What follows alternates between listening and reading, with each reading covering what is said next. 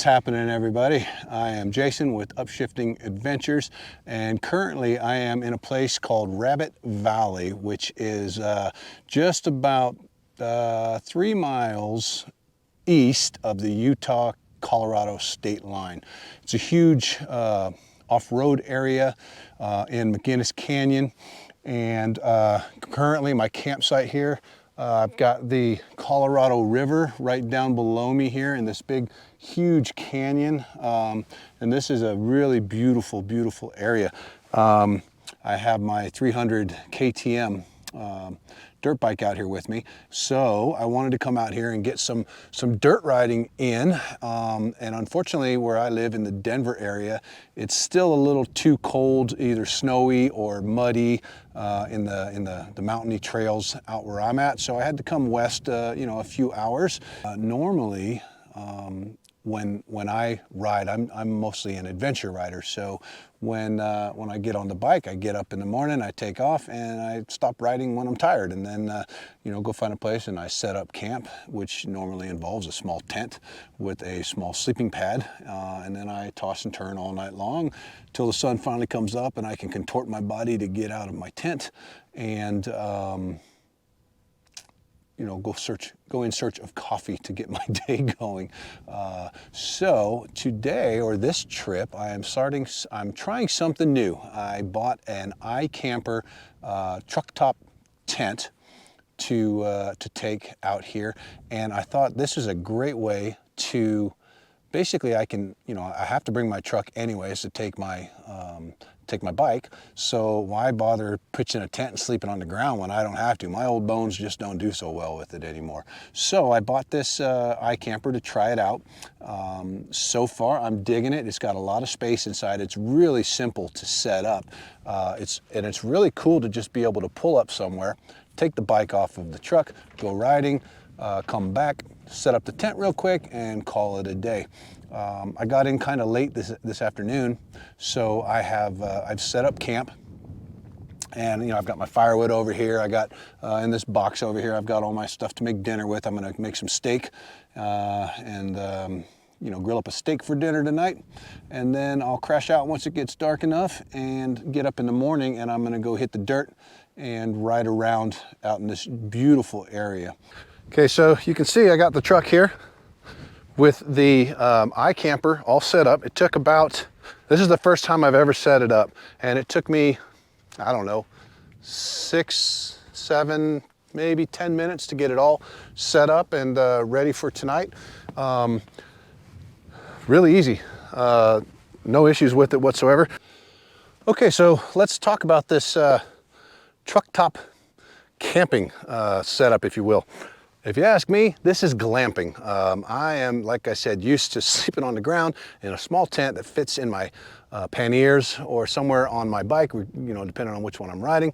A small blow-up inflatable mattress, and that's about it. Maybe a pillow, a small blow-up pillow if I'm lucky. So that's about it. This is about a queen-size bed interior inside of this tent here. Comes with a nice padded mattress. I'm sure there's aftermarket ones you can buy that are even better. I don't know. First time using it, right? Still getting used to it.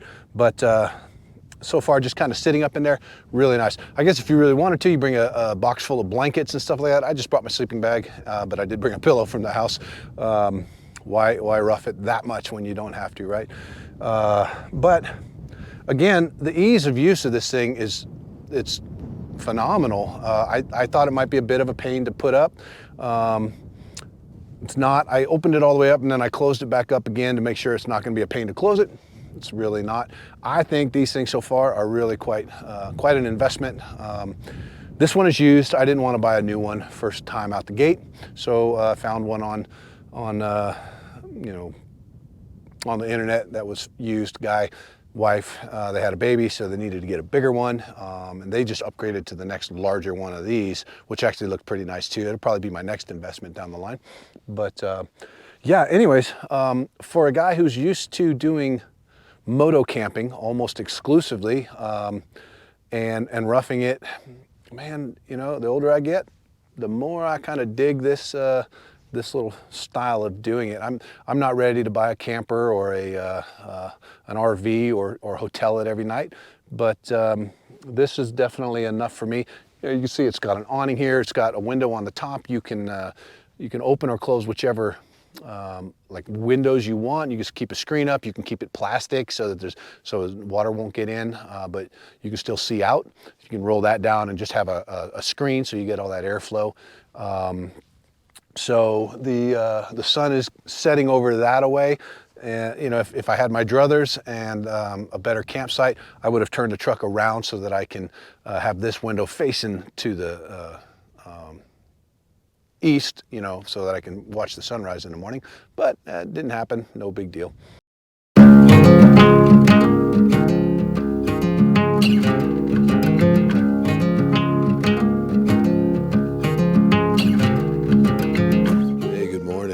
I've got good news to report. I just spent the first night in my iCamper rooftop tent, and I would have to say it was a smashing success. Now, I didn't sleep all that well, but that's because the temperature dipped down into the low 20s last night, so I was a little chilly. But had it not been for that, I think it would have been an awesome night. I got to say, I mean, as cold as it got last night, there's not a drop of dew inside of the tent. It was completely dry. It is completely dry. None of the seams have any sort of moisture through them or anything like that. And it was quite comfortable. It's really roomy in here. So now it's still in the 30s. It's a little cold, but I got to get some coffee. So let's go get some coffee and we'll continue talking about the tent. All right, starts heating up some water here. Bivouac coffee. I don't go anywhere without it.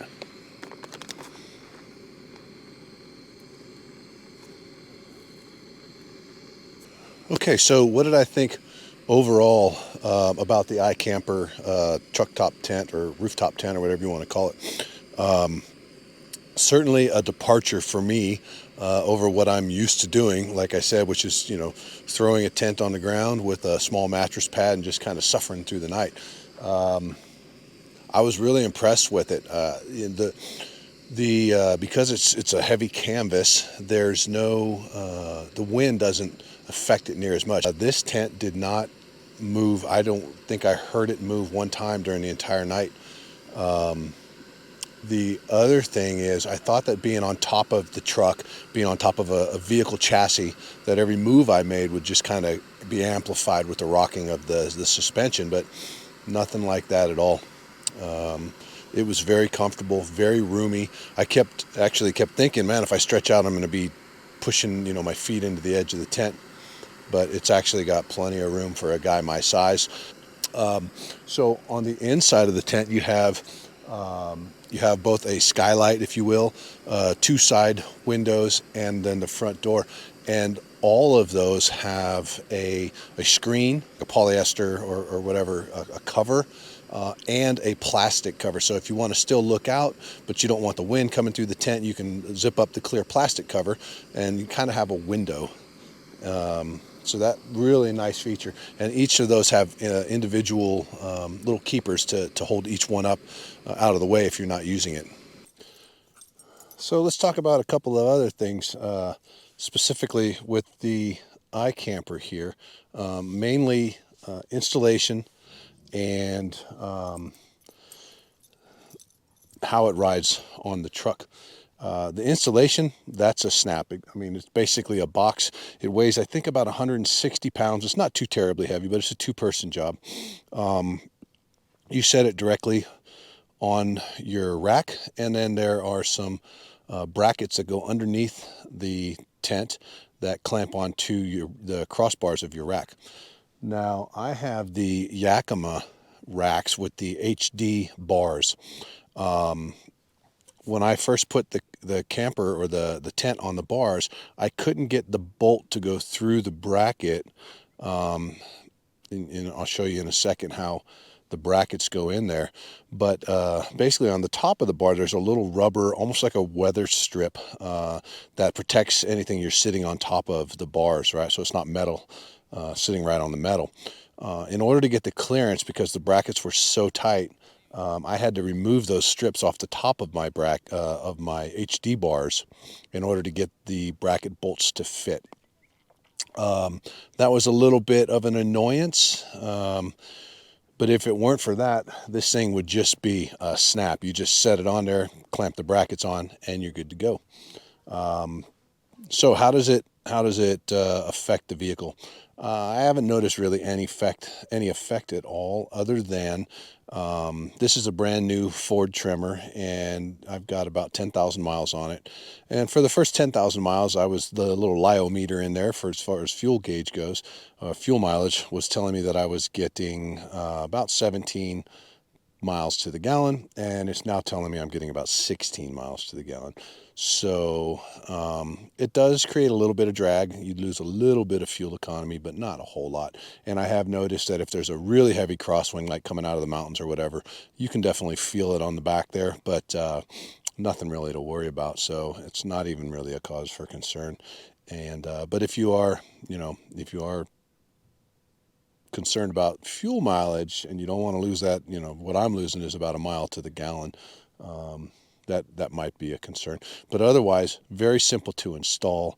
Requires no tools other than the brackets come with a Allen key, but they are quite long bolts that have to go quite a way. So I put an Allen bit on my cordless drill and did it with that, but you don't have to. So you can see here that these brackets, they slide in these rails underneath the tent, so that no matter where you have your crossbars positioned, you can always mount this thing. So these guys have a little keys up in here that slide in this track, okay? And when you put the bolt, this pin is not threaded, and this pin is. So the bolt slides through here and goes into this pin over here, and you tighten the bolt down. That's how you tighten the brackets. But with mine, on the top here, there was, like I said, that rubber molding. With it on, there wasn't enough clearance. You see that this bolt is right up against the crossbar. So I had to remove that.